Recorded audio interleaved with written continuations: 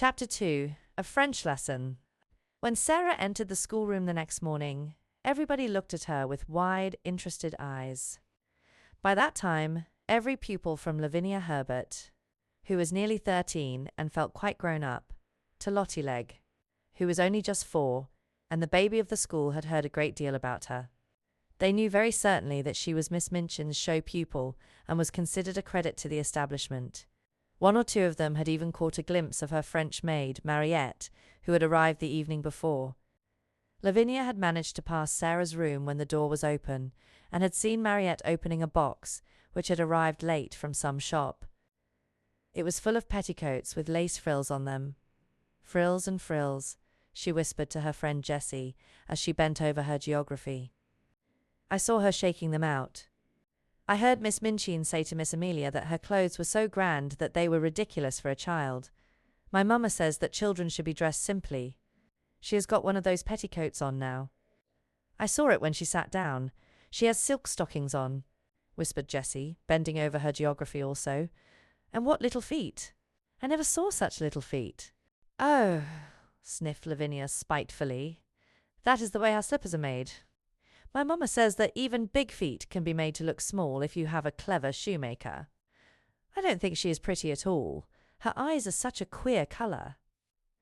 "She isn't pretty as other pretty people are," said Jessie, stealing a glance across the room, "but she makes you want to look at her again. She has tremendously long eyelashes, but her eyes are almost green." Sarah was sitting quietly in her seat, waiting to be told what to do. She had been placed near Miss Minchin's desk. She was not abashed at all by the many pairs of eyes watching her. She was interested, and looked back quietly at the children who looked at her. She wondered what they were thinking of, and if they liked Miss Minchin, and if they cared for their lessons, and if any of them had a papa at all like her own. She had had a long talk with Emily about her papa that morning. "He is on the sea now, Emily," she had said. "We must be very great friends to each other and tell each other things. Emily, look at me. You have the nicest eyes I ever saw, but I wish you could speak." She was a child full of imaginings and whimsical thoughts, and one of her fancies was that there would be a great deal of comfort in even pretending that Emily was alive and really heard and understood. After Mariette had dressed her in her dark blue schoolroom frock and tied her hair with a dark blue ribbon, she went to Emily, who sat in a chair of her own, and gave her a book. "You can read that while I am downstairs," she said. And seeing Mariette looking at her curiously, she spoke to her with a serious little face. "What I believe about dolls," she said, "is that they can do things they will not let us know about. Perhaps, really, Emily can read and talk and walk, but she will only do it when people are out of the room. That is her secret. If people knew that dolls could do things, they would make them work. So perhaps they have promised each other to keep it a secret. If you stay in the room, Emily will just sit there and stare. But if you go out, she will begin to read, perhaps, or go and look out of the window. Then if she heard either of us coming, she would just run back and jump into her chair and pretend she had been there all the time. Comme l'Estrelle," Mariette said to herself, and when she went downstairs she told the head housemaid about it. But she had already begun to like this odd little girl, who had such an intelligent small face and such perfect manners.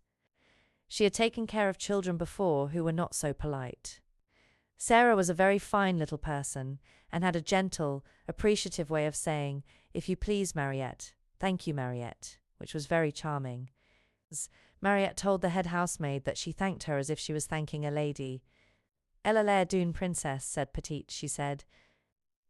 Indeed, she was very much pleased with her new little mistress, and liked her place greatly. After Sarah had sat in her seat in the schoolroom for a few minutes, being looked at by the pupils, Miss Minchin rapped in a dignified manner upon her desk.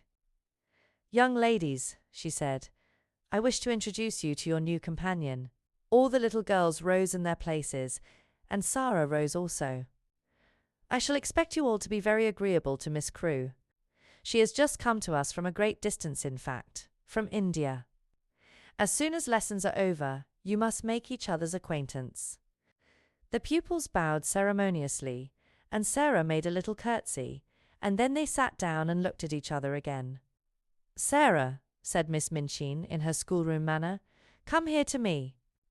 She had taken a book from the desk and was turning over its leaves. Sarah went to her politely. "As your papa has engaged a French maid for you," she began, "I conclude that he wishes you to make a special study of the French language." Sarah felt a little awkward. "I think he engaged her," she said, "because he thought I would like her, Miss Minchin." "I'm afraid," said Miss Minchin with a slightly sour smile, "that you have been a very spoiled little girl, and always imagine that things are done because you like them. My impression is that your papa wished you to learn French." If Sarah had been older or less punctilious about being quite polite to people, she could have explained herself in a very few words. But, as it was, she felt a flush rising on her cheeks. Miss Minchin was a very severe and imposing person, and she seemed so absolutely sure that Sarah knew nothing whatever of French that she felt as if it would be almost rude to correct her. The truth was that Sarah could not remember the time when she had not seemed to know French. Her father had often spoken it to her when she had been a baby. Her mother had been a Frenchwoman, and Captain Crewe had loved her language, so it happened that Sarah had always heard and been familiar with it. I have never really learned French, but, she began, trying shyly to make herself clear. One of Miss Minchin's chief secret annoyances was that she did not speak French herself, and was desirous of concealing the irritating fact. She, therefore, had no intention of discussing the matter and laying herself open to innocent questioning by a new little pupil. "That is enough," she said with polite tartness. "If you have not learned, you must begin at once. The French master, Monsieur Defarge, will be here in a few minutes. Take this book and look at it until he arrives." Sarah's cheeks felt warm. She went back to her seat and opened the book. She looked at the first page with a grave face. She knew it would be rude to smile, and she was very determined not to be rude, but it was very odd to find herself. The father, and La meant the mother, expected to study a page which told her that La meant. Miss Minchin glanced toward her scrutinizingly. "You look rather cross, Sarah," she said. "I am sorry you do not like the idea of learning French." "I am very fond of it," answered Sarah, thinking she would. "Try again, but you must not say, but when you are told to do things," said Miss Minchin. "Look at your book again." And Sarah did so, and did not smile, even when she found that La Filze meant the son, and La meant the brother. "When Monsieur Defarge comes," she thought, "I can make him understand." Monsieur Defarge arrived very shortly afterward. He was a very nice, intelligent, middle-aged Frenchman, and he looked interested when his eyes fell upon Sarah, trying politely to seem absorbed in her little book of phrases. "Is this a new pupil for me, madame?" he said to Miss Minchin. "I hope that is my good fortune. Her papa, Captain Crewe, is very anxious that she should begin the language, but I am afraid she has a childish prejudice against it." "She does not seem to wish to learn," said Miss Minchin. "I am sorry of that, mademoiselle," he said kindly to Sarah. "Perhaps, when we begin to study together, I may show you that it is a charming tongue." Little Sarah rose in her seat. She was beginning to feel rather desperate, as if she were almost in disgrace. She looked up into Monsieur Defarge's face with her big green-grey eyes, and they were quite innocently appealing. She knew that he would understand as soon as she spoke. She began to explain quite simply in pretty and fluent French. Madame had not understood. She had not learned French exactly, not out of books, but her papa and other people had always spoken it to her, and she had read it and written it as she had read and written English. Her papa loved it, and she loved it because he did. Her dear mamma, who had died when she was born, had been French. She would be glad to learn anything Monsieur would teach her. But what she had tried to explain to Madame was that she already knew the words in this book, and she held out the little book of phrases. When she began to speak, Miss Minchin started quite violently and sat staring at her over her eyeglasses, almost indignantly, until she had finished. Monsieur Defarge began to smile, and his smile was one of great pleasure. To hear this pretty childish voice speaking his own language so simply and charmingly made him feel almost as if he were in his native land, which in dark, foggy days in London sometimes seemed worlds away. When she had finished, he took the phrase book from her, with a look almost affectionate, but he spoke to Miss Minchin. "Ah, madame," he said, "there is not much I can teach her. She has not learned French. She is French. Her accent is exquisite."